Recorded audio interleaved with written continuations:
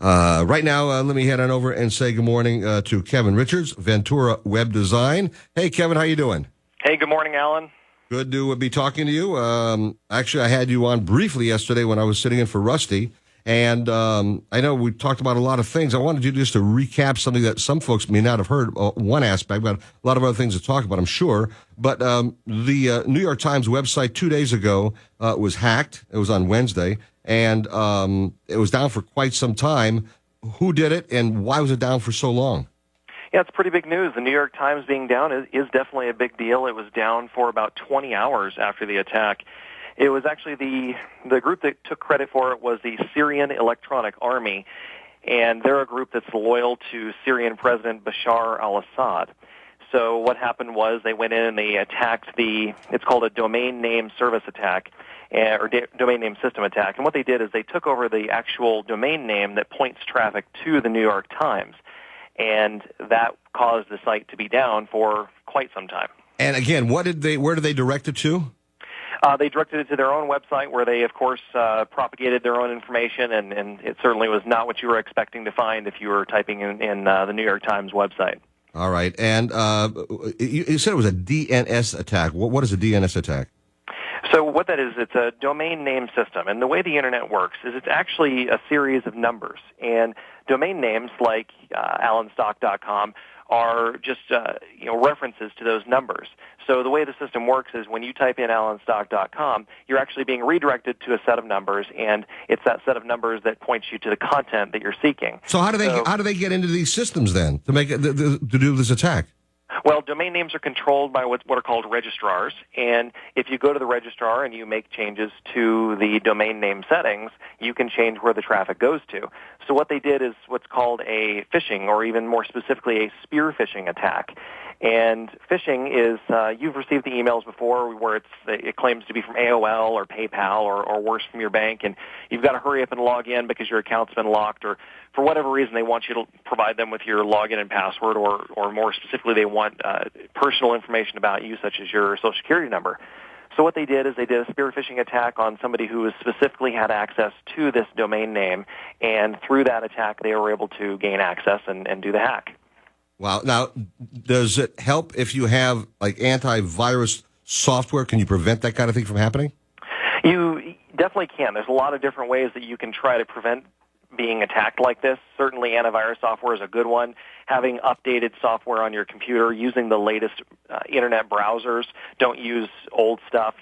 The older the software is, the longer it's been around, the more opportunity there is for people to have figured out how to take advantage and exploit the weaknesses. Wow.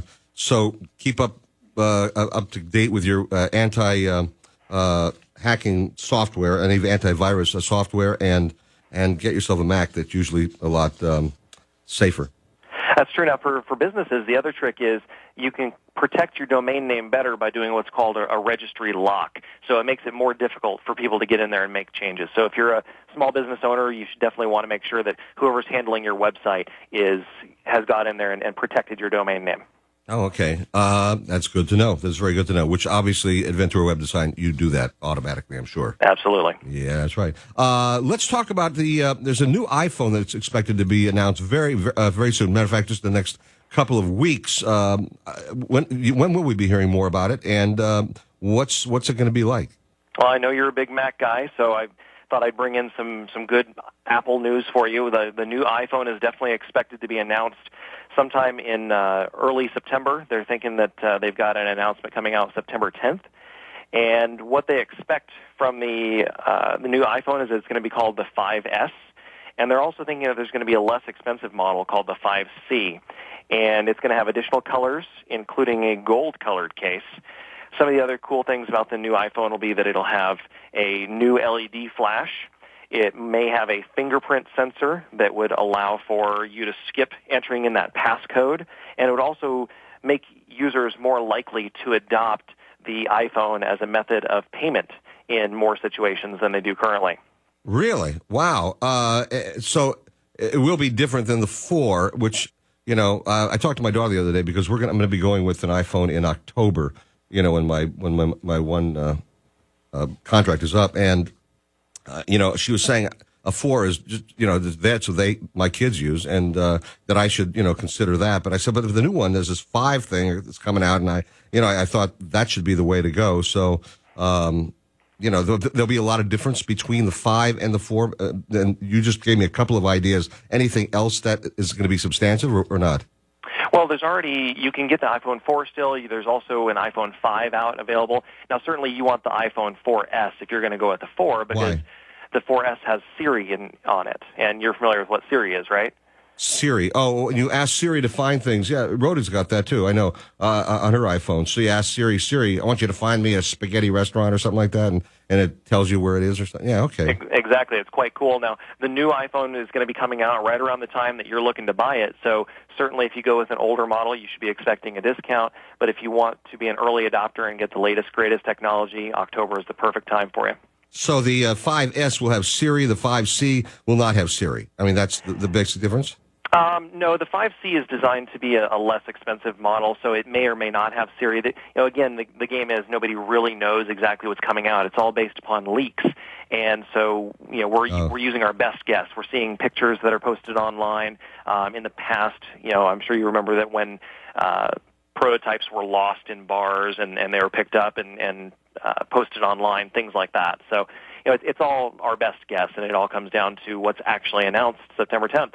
I want to put you on the spot for a second, see if you know what this means. Maybe you don't. I shouldn't do this, but I'm going to do it anyway. This is unrehearsed, absolutely. Do you know what Vine is, Vine? I do. I don't even have to secretly Google that and pretend to know. I actually do know what it is. Oh, because okay.